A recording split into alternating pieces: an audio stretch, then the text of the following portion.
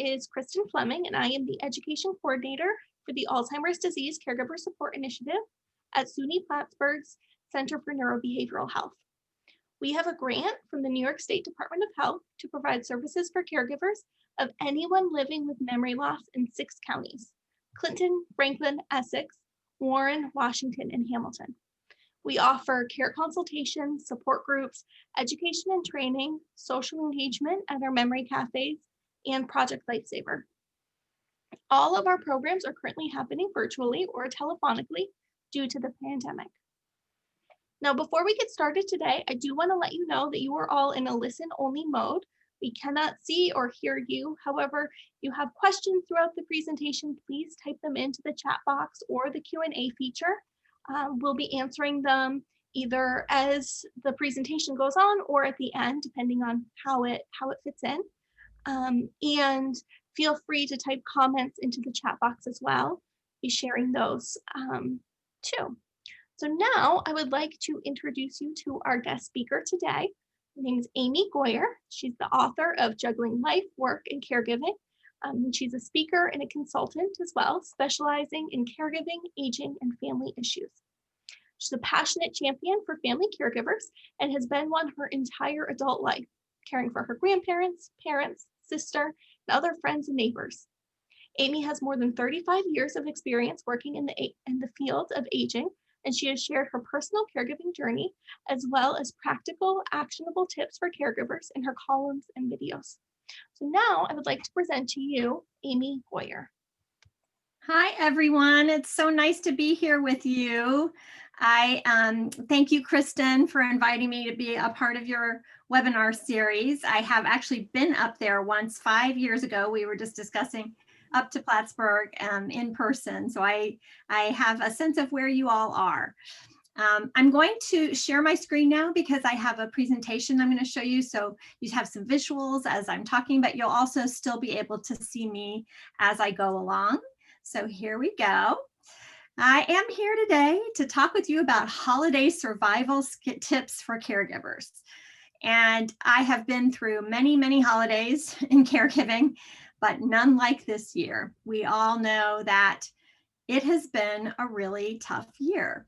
So I wanted to check in, first of all, with all of you who are joining us today and ask you how you're dealing with the caregiving during the holidays this year. So we have a poll for you, and Kristen's going to launch that poll, and you'll have 4 choices. The question is, how are you feeling about the holidays this year during the pandemic? And you can check all that apply. So if you feel like all of them, then you can check them all, or if just 1 or 2, whatever you want to check. Kristen, can you get that poll launched? It's launched? Okay, I think it's launched. Sorry, I was on mute. Yes, it is launched. Okay, there you go. The first option is I'm feeling positive and hopeful. The second is I'm feeling disappointed, but we will still have a good time. The third one is I'm feeling sad and depressed about the holidays this year. And the last one is I'm having a lot of anxiety about how to make the holidays happy. And when I say that, I mean about for ourselves and for our loved ones that we're caring for. So check out the poll and choose which one of those choices or all of them, any of them that apply for you. While you're doing that, I'll tell you a little bit about my caregiving background. I became a caregiver at the ripe old age of about 20 in the beginning for my grandparents. My grandmother had Alzheimer's disease, and I was living in Ohio. My grandparents lived in Indiana, and my parents had moved to Arizona. My dad was a college professor. And so I would drive over to Ohio. I was a long distance caregiver for them, but set up in-home services and help my grandfather understand how to deal with incontinence and behaviors and dealing, all of that, and got them Meals on Wheels and home health aides, and did a lot of that logistical planning and visiting. I always call myself the color commentator because I was the one who went and tried to give them some joy and socialization and take them out to eat and do things like that. And I did kind of similar for my other grandmother. During that time, my mom had a stroke and she was only 63. So my dad became her primary caregiver as well in Arizona. And over the years, I made more and more trips out there to help with her rehab and keeping her in different therapies and trying new modes. She had aphasia, so she knew what she wanted to say and couldn't get it out. Eventually, my dad developed Alzheimer's. So about 11 years ago, I moved from Washington, D.C., where I had eventually moved during that time, out to Arizona to take care of my parents. And they moved into a senior community for 3 years, and then they moved back in the house with me when they needed 24-hour care. So I could provide more of the care myself, and I could oversee the caregivers, and we couldn't afford for them to both be in assisted living or nursing facilities, essentially. My mom passed away in 2013. My sister, who I had been caring for long distance, passed away in 2014. She lived in Maryland, and I was her primary caregiver too, and her power of attorney and executive of her estate. And then my dad lived with me 6 more years with Alzheimer's disease. He passed away 2 years ago at home with me. So as I said, I've been through a lot of holidays, and I can understand how so many of you are feeling now. My sister in Arizona has been ill for the past year, and I ended up driving to DC so I could be with my boyfriend from Arizona to DC in mid-October. So I'm now in that long distance caregiving situation again, where I can't, she just had surgery and I couldn't be there, and trying to support her from a distance. And it's really a tough time to be a caregiver. So let's see what were the results, Kristen? All right, so it looks like 50% of people said they're feeling disappointed, but will still have a good time. And then 50% also said they're having a lot of anxiety about how to make the holidays happy. And then 36% said they're feeling hopeful and positive, and just 18% said they're sad or depressed. Okay. So we've got people kind of spread out, and that makes sense. Mhm. I personally am feeling all these things too. I think I have moments of feeling each one, and then you're probably going through a lot of the same as well. There's our poll results on the screen. So I'm really happy to hear that there's a good number of you that are still feeling positive and hopeful, but clearly, there's some need around the disappointment but trying to not be too anxious about it. So I'm here today to give you some ideas and hopefully give you some inspiration on how to handle the holidays this year. It has indeed, as I said, been a tough year. We've been dealing with isolation. People who have never understood the isolation of caregivers or older adults before now are understanding it. A lot of stress, fear, worry, a lot of unknowns. Distance from people. If you're caring for a loved one in a facility, you've gone through time when you could not visit them. Maybe you're still in that situation. I'm distanced from my sister, and I can't just hop on a plane. I can, but I don't want to hop on a plane and come to be with her when she has surgery. A lack of support systems, and that may be because you've chosen not to have people coming in the home during this time, or it may be because those services have been stopped. Most agencies have tried to adapt to the pandemic and come up with safety precautions, but many caregivers I know are just declining to have people coming in the home or doing so less. And of course, illness, grief, and loss have been a part of this for so many people. And the truth is, these things are all part of our normal caregiving experience, unfortunately. Those are all things that we as caregivers experience. But then you add the pandemic on top of it, and it's really magnified. So all of these things that we grapple with on a normal everyday basis have become even worse and more difficult during the pandemic. Things are different, and we know that. The holidays are coming up. Whatever holidays you celebrate, things are going to be different. And so the question I'm getting from a lot of people is, should we just cancel it?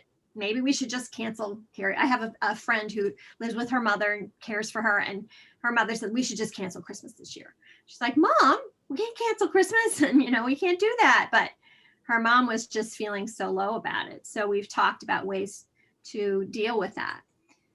My view is you do not have to cancel the holidays. Whatever holidays you have, there are ways to do this. And I hope that you'll all find some meaningful way to celebrate. The truth is that caregivers are incredibly resilient and adaptable. That's who we are. We have to be. Otherwise, we don't get through this. And this year, you can make it really unique and special. It's going to be a unique year for everyone. And so I just want you to give yourself a little credit for the fact that you are resilient and adaptable. And let's talk about some ways to do that. These are my parents, mom and dad, Robert and Patricia, and that was my dad's service dog, Mr. Jackson. And this was when they lived in the senior community. And by gosh, I got all the holiday decorations out for them and hung their flags. And we did our best to make their apartment just as festive as their home had always been. Now it might be more difficult to do that if you can't get in there to do things for them. Right now, I think it's really important that we all validate what we're feeling. And if your loved ones are feeling low about this, or you're feeling low about this, that's okay. It's okay to feel whatever you feel. It's okay if you disagree. It's okay if someone else in the family is like, oh, just cancel the whole thing. And you feel like, I want to do it up. I need it more than ever this year. So I want to do even more this year than I usually do. It's all okay. The name of the game is compromise, and you have to find ways to do it, keeping in mind that everyone's top priority is health and safety. Everyone's top priority. For all of us to be healthy and safe really is the bottom line. So I keep going back to that. I had wanted to go to Arizona to be with my sister for Christmas, and I don't think I'm going to do that because it's just getting so bad out there. I don't think it's safe for me to travel and then see her. So that is the top priority. But the most important things to remember are to focus on what you can and will do.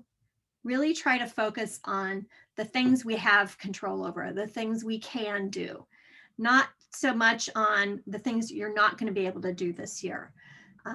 Create shared experiences. That's what the holidays are for so many people. It's the experiences we have with our loved ones. And yes, many of those we're used to having in person.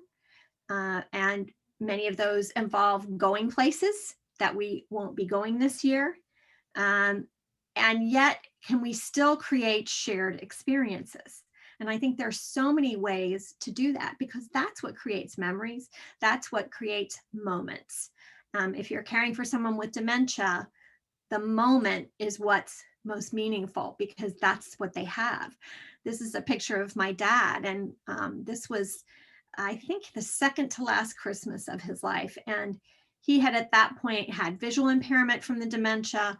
He was talking less. He was still talking, but and I wasn't sure what all he was getting at this point. So I decorated the tree. My sister helped me decorate the tree, and we were feeling sad that Daddy wasn't helping and everything. And then I brought him in just to sit in the thing and listen to the music. I had Christmas music on and everything. And the next thing I know, he said, I want to get over there. I said, I walked across the room to get more ornaments, and I looked over and he was getting up out of his chair, which he rarely ever did at that point. I said, Daddy, where are you going? Well, to the tree, I guess, he said. And I said, okay, and I helped him over there, and he wanted to touch it. And he says, I want to put one on, but I don't want to break it. And that told me everything, that he knew it was the Christmas tree. He knew the ornaments were fragile. He was feeling it. He was feeling that experience, and he wanted to be part of it. And he wanted to sit down right up close with his knees touching the tree. And he sat there with me and sang the music, and I decorated the tree. And I have to tell you that was a surprise moment, but it was absolutely the most meaningful moment, one of the most meaningful moments of my life, but especially for that Christmas, because it didn't matter what presents I got, or didn't matter anything. That was the best present of all. So always be open to the possibilities, and remember that meaning and joy are really what the holidays come down to for all of us. So I'm going to go through my top 10 holiday survival tips for you of ways to do that, how to create that meaning and joy. The first one is frequent contact. So if you have a loved one who is living with you, or if you have someone living at a distance, whether you can visit them or not, frequent contact right now is really helpful, especially because of the pandemic. So if if you usually called your mother once a week, step it up a bit. Call more frequently and enlist other people to help. So you might enlist, cousins, siblings, friends, neighbors. I have a friend who her father is in Utah. She lives in upstate New York. She asked me and some of her other close friends to message him on Facebook, call him, send him cards because he was feeling low and isolated. So I was happy to do that. I know her dad, but I don't know him super well, but I've met him, and I was happy to do that. And he really loved it. So try and find ways to get other people to increase contact. So it's not just you that has to do that. There are also volunteer programs with friendly calls. ARP has a new program they created for the pandemic called Friendly Voices, where you can sign your loved one up to get a phone call from a volunteer who's trained to just have a friendly phone call on a regular basis. And that's more frequent human contact, creating shared experiences. You can do that again in person or at a distance. If you have a loved one who you are visiting, maybe step it up. Or if you have a loved one who you're only doing outdoor visits, again, as frequently as you can right now. Remember that it's all month. So a lot of our families would get together like the week between Christmas and New Year's, Hanukkah, for a period of time. And this now you can spread that out over a month if you're doing things from a distance. So think about that. Again, phone or video calls are a way to make contacts, sending photos, sending greeting cards, packages. I know a caregiver whose brother's living in a facility. She is allowed very infrequent visits. So to supplement that, since she can't go every day, she has taken greeting cards and signed them. She actually signed them from family members and other people and gave them to the staff at the facility, and they're to give him one or two every day as if they came in the mail. And he loves it. It's like he's getting good mail every day, and she managed that all at once. So anything like that you can do to kind of increase that frequency of contact, especially during the holidays. Number 2, avoid all or nothing thinking. This is what I said is you don't have to cancel the holidays, but you might adapt things. So for example, different isn't bad. Just because it's a different holiday doesn't mean it's going to be a completely bad holiday, if that makes sense. You can talk it over with the family. I think a lot of our loved ones we're caring for have different feelings about things. And, you need to try and really have a good conversation about where everyone is with this. And just because one person wants to cancel it doesn't mean everybody else has to. Again, adapt rather than cancel. And that's a lot of what I'm telling you today are some ways to adapt. Some people are going all out this year, actually, rather than skipping it. I know a lot of people, I've been seeing it in my neighborhoods, are doing a lot more outdoor decorations because you can do that. And they actually are getting others to help with outdoor decorations because then they don't have to come inside, don't worry about exposure in that way. And people feel like it's a way of reaching out and connecting with others, as they walk by or drive by. And that I say that too, but because remember, it's okay if you want to skip something like maybe you generally do a whole bunch of baking and give people, cookies for Christmas, and you want to skip that this year because you don't want to do the delivery and everything. That's fine. But maybe you're going to go all out with Christmas cards this year and you don't usually do that. So there may be some things that you adapt. A surprise is always fun. And I have to tell you guys, last week was my birthday. Thanksgiving Day was my 60th birthday. And it was a big one. And I was feeling kind of low about it. But my 2 best friends put together a surprise Zoom birthday party for me. And my boyfriend was in on it and had to get me, they told me I was Zooming with 2 friends, and then 45 people got on the Zoom. And it was so much fun. I have to tell you, it was the surprise element of it was what was so great. And just seeing everyone. And, again, I wouldn't have had 45 people at my birthday party if it hadn't been a Zoom party. So there was something good about that. You can choose easy things, but go for festive and cozy. When you're caregiving, whether it's pandemic or not, you often just don't have time to do everything. I know I sure didn't, but I made sure certain things were around to give me that holiday feeling. Some of the easy things you can do are just changing the table linens. Put on some holiday table linens, or get our towels in the bathroom, or I just put on holiday flannel sheets on my bed, and that just right there kind of made it feel more like a holiday to me. That's something you can send a loved one too. Some nice flannel holiday sheets. Got some at Target that were on sale. There's always something you can do. Just a little flash of color sometimes makes a difference. Greeting cards, and of course, remember that music is one of your greatest tools, and you can always have music in your celebrations. Number 3, focus on meaning. And I mentioned this earlier, and I will go back to this because I really think that's the bottom line for all of us. There's comfort in the familiar. It's one of the reasons that we love holiday traditions and rituals, because there's comfort in that. It brings back good memories. It makes it feel like we're on track in so many different ways.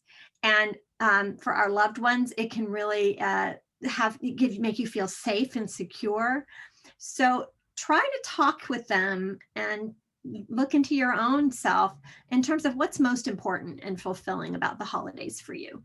What are the things that stand out for you? My sisters and I, this is a picture of my sister Karen and I, and we always, my family has this tradition of holiday headgear. So we've got every kind of head thing you can think of around the holidays. And that is important to us. That's part of what makes it Christmas for us, or New Year's, or Easter, or Valentine's Day. Any holiday, we have these head things. And then also what makes it fulfilling for you. There's certain things that I always feel like I need to do to make it feel like it's a fulfilling holiday. You can adapt things. So if for example, your family's cookie baking party is what's most important to you, well, then you can set up videos and each do your baking in your own home, and be together on video, talking, listening to Christmas music, doing, something at the same time. Or you could do the cookie baking and ship the cookies to someone. If the holiday music and the religious services are most important to you or your loved one, then find ways to get that. You can always listen to music at home. There's so many different ways, especially, a good Christmas present is a smart speaker, like an Alexa or a Google Play or a Amazon Echo, and get one of those to where you can just say, Alexa, play Christmas music, and it will. If it's a religious service, there are so many now that are on television or online. Get in your TV listings and mark when those are going to be. I sing in a chorus. I know that they're not having in-person concerts, but they are airing on YouTube many of their old Christmas concerts now for free. So you can go on there and actually watch a Christmas concert. So find ways to adapt that. If the decorations are the most meaningful and important part to someone, if having a tree is what makes Christmas, or if making sure that the family's menorah that has been passed down for generations, if that's the one that needs it, but you can't all be together in the same room, then figure out, is there a way that you can share that in some way, or at least do a video gathering that way. Decorations, if your loved ones are not able to get their own decorations out, and you usually go and do that for them. I always did that for my parents before I went out and went into intensive caregiving, and then send them something. Maybe send them something that's easy for them to put together, that they don't have to get into the attic to get it. If the food is most important, then find ways to have those meals together. Again, video is our gift through this pandemic. And find a way to do that. Gatherings, I told you about my Zoom birthday party. I mean, there are different ways. If you're living in an environment in upstate New York, it's probably pretty cold to have an outdoor gathering right now, but some people are really hardy and they have outdoor heaters and everything on their screen porches, and they're having a little gathering with distance and masks. So find ways to figure out what's the most important things and focus on those if you can't do everything. All right, I'm going to do one more poll. What are your biggest concerns about your loved ones this holiday season? I know a lot of us, again, we're here because you're caregivers, and what are your biggest things? I'm worried about them, and because they're feeling depressed about the difference this year. The second one is I'm concerned that they will be isolated. And the third one, I want to keep them safe, but I also want to celebrate the holidays. And I need ideas to make the holidays fun for them, despite the pandemic. Those are your choices. You can check all that apply. Several of these apply to me. I can tell you, my boyfriend's mom is 91 and she's very active, but with the pandemic and the isolation, she's kind of gone downhill a little bit in terms of being as sharp, and she really needs that activity.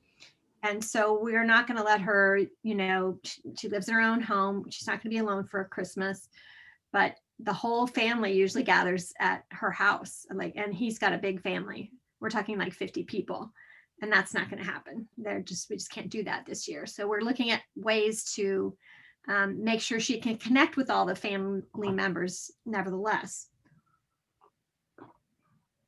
Okay, Kristen, do we have results? Yes, let me share them. There you go. So right. It looks like the biggest concern is they're worried about their loved ones feeling depressed about the difference in the holidays this year. So also up there is wanting to keep them safe and still celebrate, and needing ideas to make them the holiday fun despite the pandemic. Right. And quite a few of them too are concerned that they will be isolated. Right. So we have people who are caregiving from a distance, and we have people who are, even though with my boyfriend's mom, we're down here in Alexandria, Virginia, and she's up in the Baltimore, Maryland area. She's not far, but all of her kids live in that area there. So she's not isolated in that way, but she lives alone. And again, you can't have a lot of people going in her house, and we're trying to be very careful and keep her safe. So it is tough to find ways.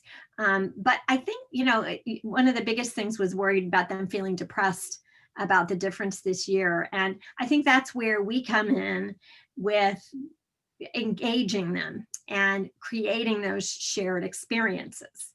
So let's go on to some of the more ideas that I have for you. Number 4 is creating that holiday feeling. And I talked a little bit about decorations.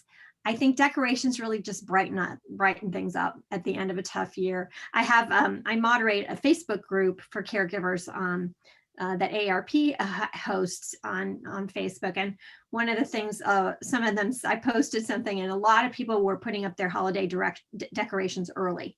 They said, I need it. I need that uplift. And so get them out early and leave them out longer, and there's nothing wrong with that. Decorations can brighten things up. This is a picture of me and my granddaddy. I used to go, as I said, go over there, and one of my big things was to make a holiday for them. And I was usually not there on Christmas because I was with my parents, but I'd go over right before. And they had that silver Christmas tree, and I'd get that out of the attic and put the tree together for them. And my granddaddy, they loved it. It was, it made it feel like a holiday. And getting a wreath, and it may not have been what my grandmother would have done in the past, but it was still something. So think about how decorations can help. And the thing about having decorations is that it's kind of a daily reminder, and it's a daily connection too. If you send your loved one something that is a decoration, they're going to look at it every day and say, oh, Amy sent me that, or someone has sent me that. whether they're living in a nursing home around the corner, or they're living across the country, or they're living in the same house with you. It's something special, and that's a connection, and that makes them feel special. So what is something that you can do for them that you know they'll like? You don't have to be, it doesn't have to be complicated. You know, again, when you're caregiving, not a lot of time. And I know many years when my dad was living with me, I wanted to get everything out, and I actually paid a concierge, a gal who ran errands for me, to help me with the decorations, because it was that important to me. It lifted my spirits, and I wanted it to be nice for my parents. And it was worth it to me. A couple hours paying her to help me, I got twice as much done than I would have by myself. But on the other hand, there were ways that I kept it more simple. So I didn't usually get everything out on a lot of those holidays. Sometimes all I did was get a bunch of poinsettias and put them around, because they just look festive and bright and cheerful. And I mentioned earlier, table linens, bed sheets, towels, those things, simple to do and can really brighten things up.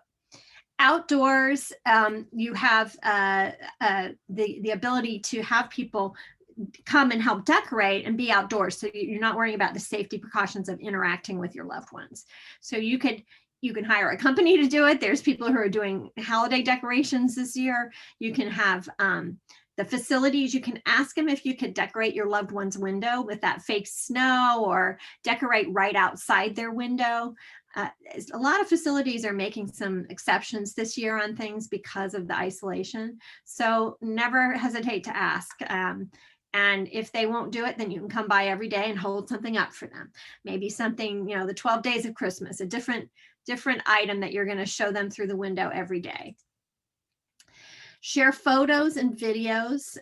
You can, as your holiday decorations, you can share those with your loved ones. You can send videos of, I used to do this a lot with my sister when she couldn't get out. She loved the holidays, and it was hard for her to get in and out of the house, so she couldn't drive around and look at the decorations. So I'd make videos and share them with her. And there's a lot of TV shows now. They're all about holiday decorating. There was one I watched, I think it was on Netflix, something kind of a holiday decorating with Mr. Christmas. It was a great series, and it was just fun to watch and see all the decorations. So even if you don't have all the decorations, you can still enjoy decorations, and your loved ones can, watching them on TV and watching YouTube videos and things like that. You can also just, while they're decorating their place and you're decorating yours, you can chat. You can talk on the phone or video chat. I'm thinking of doing that with my sisters this year. When I decorate my tree, I might just have them on the phone with me, so it will feel like they're with me. Excuse me, I'm having some allergies. So in the chat, in the questions and answers here in the Zoom or in the chat, post some things about what you're doing with decorations this year. I'm curious to see, are you adapting things? Are you going full out? Are you doing some new things? And the other thing to do is you can send ready to display items. I used to do that for my sister, maybe send a little Christmas tree with some decorations already on it, and all they have to do is take it out and put it on the table. Something that's easy and enjoyable right off the bat. Number 5, take traditions virtual. Now, we're all getting pretty used to doing these webinars and doing Zooms and doing Skype and FaceTime and all the different ways that we can now video chat. So I want to give you some ideas on what you can do. This is my sisters and I on Christmas morning. We have as I said, a tradition with our holiday headgear, and we also love our holiday pajamas. So we always have coffee together on Christmas morning in our holiday pajamas. We're not going to be together this year, so we're going to do this virtually. We will all at an appointed time, and maybe it won't be right when we first get out of bed because there's a 2-hour time difference, but we'll have an appointed time and we'll keep our jammies on until we can do that. And we're gonna have our coffee and we'll do it together. It'll be on video. So the other thing is, like with my birthday party, you may have more people in a virtual gathering than you would have in person. So it might be that you could have, you can get all the cousins together for a Christmas celebration when normally you would never be able to do that. So think about casting that wider net and how you can have more people really. I think it's helpful to create an agenda. My best friend had created quizzes about me. So the polls like we're doing here in our webinar, she created some that were like, what's Amy's favorite food? What's Amy's favorite movie? What's Amy's favorite form of exercise? Which countries did Amy travel to? All kinds of things like that. And some of them were funny. And I have a friend whose mother, who's in her 90s, that she cares for. She did this with all the grandkids. It was, how much do you know about Gladys? And there were all these quizzes about their grandmother's life. And she absolutely loved it. Before the pandemic, they would never have done that. You just don't think of doing those things. And, the grandkids live all over the country, and this way they were all together. It was very, very special for her. So think about an agenda like that with some games. There are also games you can play online. I know Kristen mentioned to me that she has game night with her parents and they play online games. My nephew's birthday party, we used an app called House Party, and it has games built into it. It has trivia games. That's what we did mostly, but all kinds of other games too. So think about how you can put games in there. You can be on video with each other while you sing, although that's the hardest one, I will say, coordinating singing. You have to mute yourself, and or you can bake together. You can do crafts together, Christmas crafts. I've bought 3 different kits of the same craft, so I can send them to my sisters, and then we'll get on video and we'll all be making the same thing together, like as if we were in person. You can watch movies. I've been doing this for probably 6 or 7 years with my sister. When my mom passed away, we watched Downton Abbey, and I could not bear to watch it without my mom after she passed, but I didn't want to miss Downton Abbey. So my sister got on the phone with me, and so we had it on our DVR, and we'd go 1, 2, 3, play, and then we'd mute our phones, and then we could unmute ourselves to make comments or laugh, etc., and talk about it afterwards. Now we use FaceTime, so we can actually see each other, and we just mute during the show. We do it with all 3 of us now. And that is a wonderful, it really does feel like you're watching a movie with that person. I feel so much less alone when we do that. You can also open gifts together on video. Grandparents can read books to the grandchildren. You can still have that annual reading of The Night Before Christmas just on video. Surprises are fun, as I mentioned. I've had that for my birthday. And always make a recording. If you're doing these virtual gatherings, be sure to make recordings so that you can watch them and join them later. And always remember my number 1, which was frequency. The more often you have these virtual contacts, the more it feels like you're really with the person, Now, shopping is number 6, and I have here this Christmas wish book from 1979, and I love that. Do you all remember growing up, the Sears catalog wish book? So shopping is different now. We have homemade gifts. We can re-gift. You could create your own Christmas wish book by going online, downloading pictures of things you might want to get for your loved one, printing them out, putting them in a notebook, and sending it, and have them have that to look through and let you know the things that they want the most.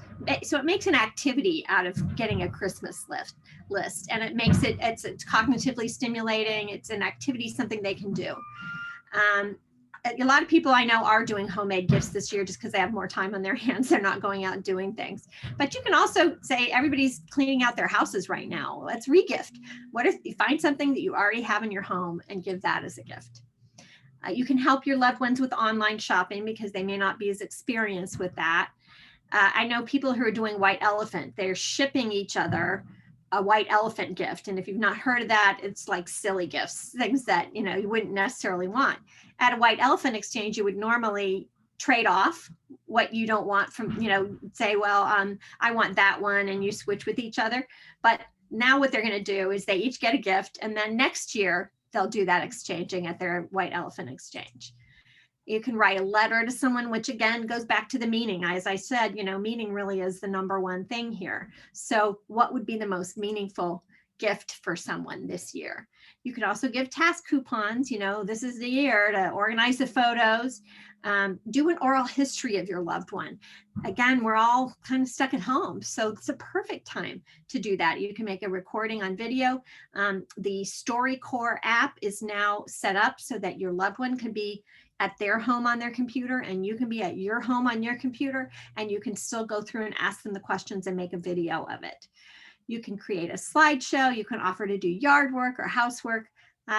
Just be creative about what would be meaningful to that person. Number 7, start new traditions. Now, this is, I think, and I could be wrong, but I think that so many people are going to start new traditions this year that are going to last. And we're going to start new things because we have to, because of the pandemic. And then those things are going to go on forever because they're going to be fun, and we're going to create fun new things. So if you focus forward instead of focusing on the back, again, focus on what you can do, not what you can't do. Do some holiday adaptations that will become new traditions.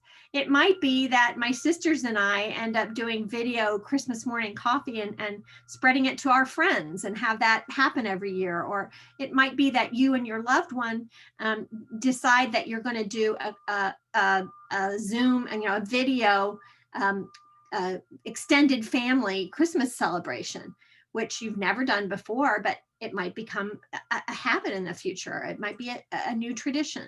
So I think we're going to look back and we're going to be so surprised at all the things we came up with. We will marvel at our creativity during this time, because necessity is the mother of invention, right? Now, number 8, I want to urge you to seek and accept help. If this is your to-do list, and this is what mine usually looks like, everything is on there. And, when you're caregiving, there is a lot. There's a lot to do. But here's what I've learned. I can do anything, but I cannot do everything. I can do anything. Like the things I've done as a caregiver, you can imagine. And I know you're thinking the same thing. Like, I never thought I'd do that. I've done things when my mom was in the hospital that I should have a nursing degree at this point. I've done more personal care and dealt with financial matters and everything else. I have gotten through so much. I can do anything, but I can't do everything. There's too much. So sometimes there really is too much. There's more than one person can do. So this is where we have to just accept that and not feel like that's a failure. It's just logistical. There's too much. It's not a failure in me. I can do all those things. I just have to choose which ones I can do and which ones I can get help with. So I always try to focus on what are the things I most need to and want to do. What are those things? So it might be that I want quality time with my loved ones. So I'm going to get somebody else to do certain holiday activities for me, like shopping or mailing things, or, whatever it is. It might be, I had a concierge, as I mentioned, who ran errands for me, and they weren't things I had to do, but I wanted to go to all my parents' doctor's appointments with them, or there are other things I wanted to have quality time with them.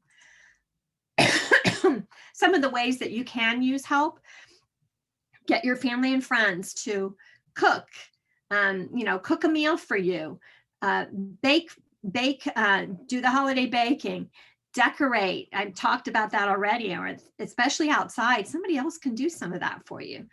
Do some of the shopping, mail your cards, ship your packages, do some yard work. Think about the things that would require the least amount of interaction, but it's something that somebody else can do. And that frees you up to do the other things that you want to do or that you need to do. There is no shame in getting a holiday meal from a grocery store or restaurant.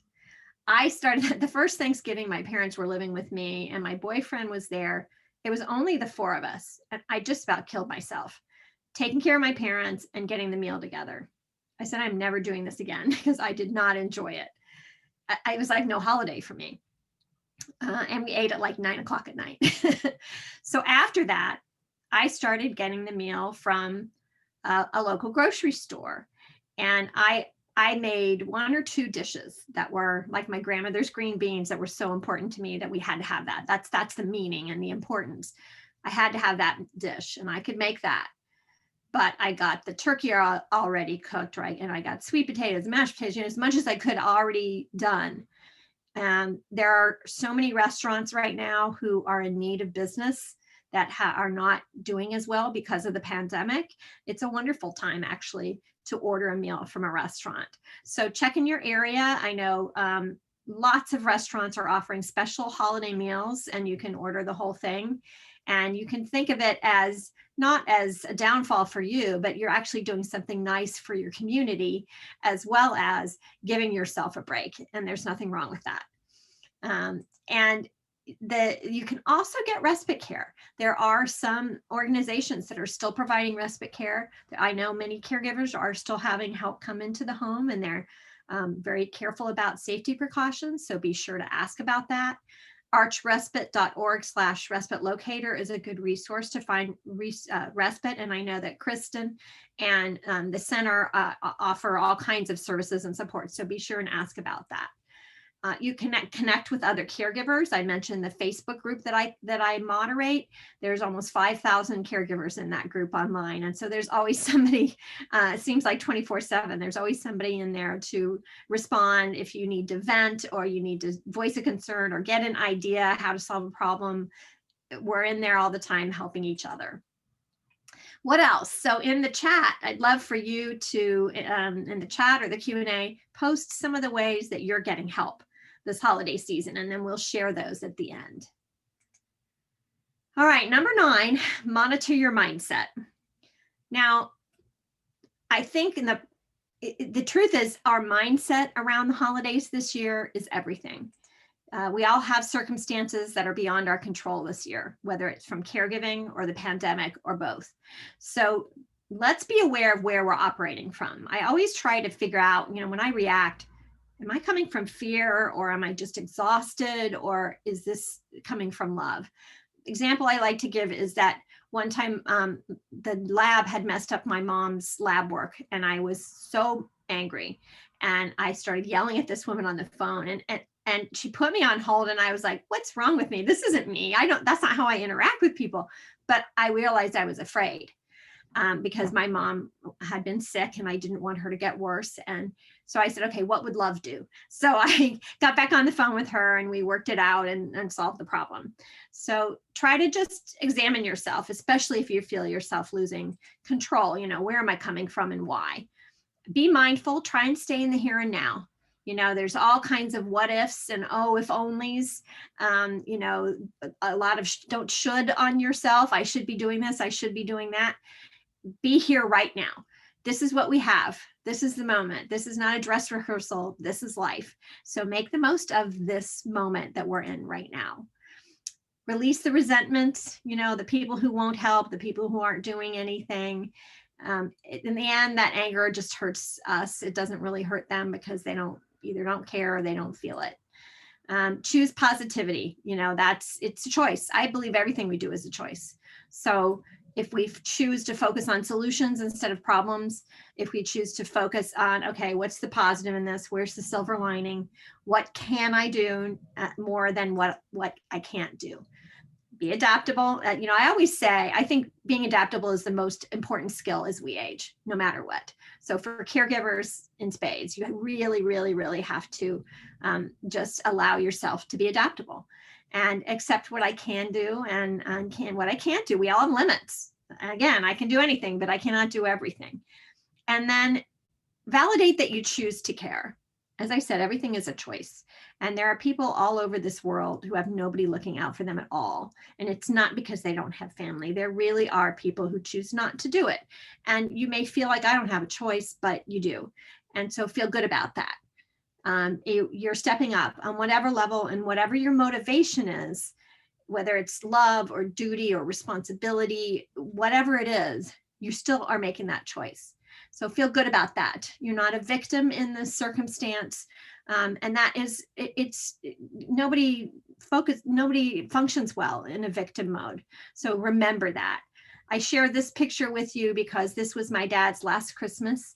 As you can see, both my sister and I needed to walk with him. We had to have one on each arm for him, but he was still walking.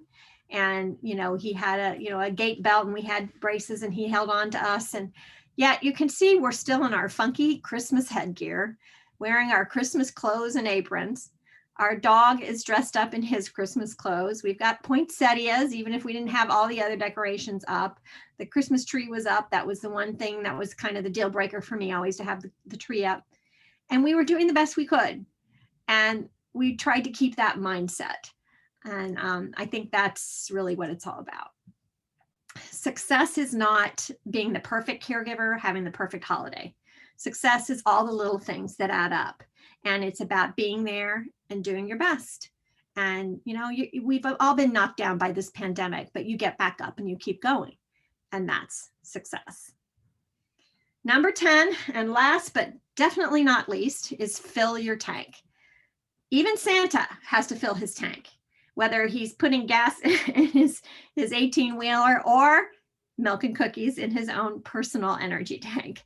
We all have to fill ourselves up.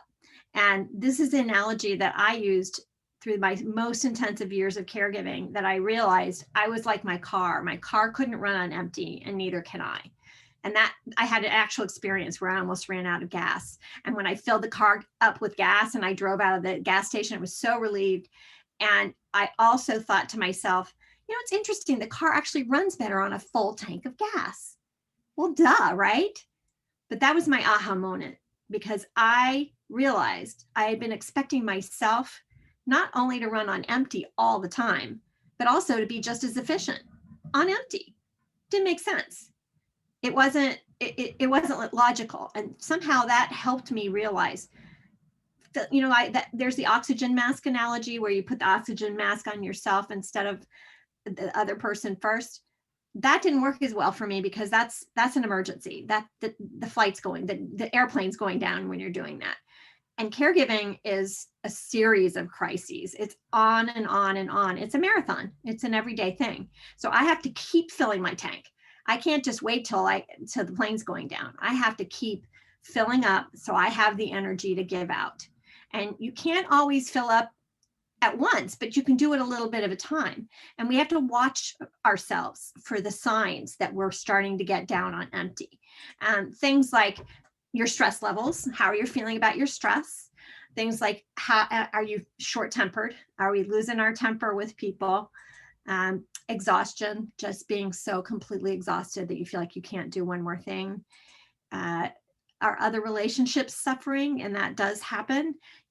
Pay attention to that. Letting our finances go. Oh, I've got a stack of bills over there. I haven't paid them yet. I haven't opened the mail in 2 weeks. Physical health suffering. Clearly, we all know that caregiving can deplete our own physical health, and also our mental health, especially this year during the pandemic. We know that caregivers are suffering more. We know that more are really struggling. If your mental health is suffering, it's time to find new ways to fill your tank. It's not selfish. It's just practical to fill our tanks. It's not selfish. It's practical. My sisters and I always get our nails done at Christmas time. And we're not going to be able to do that together this year, but we will, again, do a video. We'll do our nails on video with each other as a nod to our tradition, and knowing that in the future, we'll do it again together at some point. When we fill our tank, there are quick fill-ups. Things that you can do really quickly, like making a cup of hot cocoa, or just turning on some Christmas lights, or looking at old photo album, or petting the dog, or hugging your loved one, or anything that's quick, connecting with someone on Facebook, or texting someone. Those quick fill-ups are mostly what we have as caregivers. It might be you do a few jumping jacks, walk around the block, anything that fills you up. We have to do a lot of those to try and keep our tank full enough. that we can keep going. But those are mostly what we do. So try making a list of what are quick fill-ups that work for you. I always have fresh flowers in the house. That's a quick fill-up for me. Premium fill-ups take a little longer. That's like our little excursion to get our nails done, but it's also watching a movie.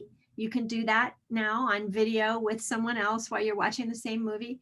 It might be taking a class, doing this webinar that you're doing today. I hope you get a premium fill-up for today. Things that take a little more time. Tune-ups. It might be that's time away from caregiving. And right now that's really hard to do.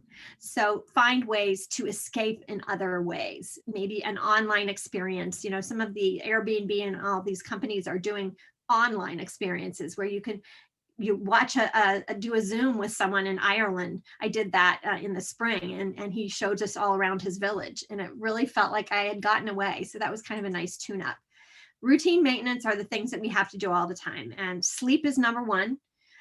Eating healthy food, eating balanced meals, exercising, doing those doctor check-ins, whether you're doing a Zoom appointment or an in-person appointment, trying to keep up with those very basic things that they fill our tank. That's what keeps us going. And so it's not selfish again, it's just practical. You have to notice and create joy. Truly, joy is our greatest survival skill. And that's the wonderful thing about this time of year, because there is such a focus on joy. So you can still notice the little joys that are around you and create joy in different ways. Whether it's, my dad having his cup of coffee, man, he loved that. And that just made me so happy just to see him happy. So notice that, we all go quickly through our days. Be mindful of that. My dad's little service dog, Mr. Jackson, he just loved to put on his jackets and his little bow ties and things. And he was so proud, and just noticing those things, doing those little things just created so much joy. Daddy was shaving one morning and he had a shaving cream on his face. And I was like, Dad, you look like Santa Claus. So I went and got his Santa hat for him. And we laughed and just had a good time with that. You take those moments and you live them to the fullest. I used to take my parents out to see the Christmas lights, and you can still do that with your loved ones if you're able to take them out in the car. You can go for a drive and look at all the Christmas lights around and just have a sense of being somewhere and seeing something. Anytime my parents were together and had just had the love between them, that just filled me up completely. That's a premium fill up for me for sure. Also, just again, moments. My sister, I used to go see her, and again, the Christmas headgear was our big thing, and just taking that moment to do that extra little thing and send her that. And just take the moments to notice the inherent joys in every day, but also to create moments of joy. Most importantly, I want to go back to what I talked with you about before. And remember that most meaningful moment for Christmas for me, even though my dad was changing and his abilities were so different and his world was becoming so small, we had that moment together. And that was what was so important to me. I focused on what he could do instead of what he couldn't do. I created a shared experience together. We sang and listened to Christmas music together, and had the most meaningful and joyful moment of Christmas that year for me. So focus on those meaningful and important and joyful moments in your life. And I want to leave you today with a little advice from my daddy. Keep cool, but don't freeze. All right, Dad. Okay? Yep. And enjoy it. Do it when you're trying to work and do it. Fine. Enjoy it and do it. That's it. Don't fight it at all. You've always. You give it your best shot. Lots of people do. And lots of people don't. Mm-hmm. You hang in there. And the one other thing. And we, as a group, Mm-hmm. as far as I'm concerned, we are groups of good. Period. Whether it works out a little bit or not. The way it works out, the way it works out. The way it is. Yep. And do it your best shot. Okay. Okay? Okay. You always told me don't fight the problem. Okay, everybody agree? Everybody's agreed. All right, and here's to it to everyone. Here's to all of you. I want to say thank you so much for what you're doing for your loved ones, for yourselves, and know that you are appreciated and that we're here for you.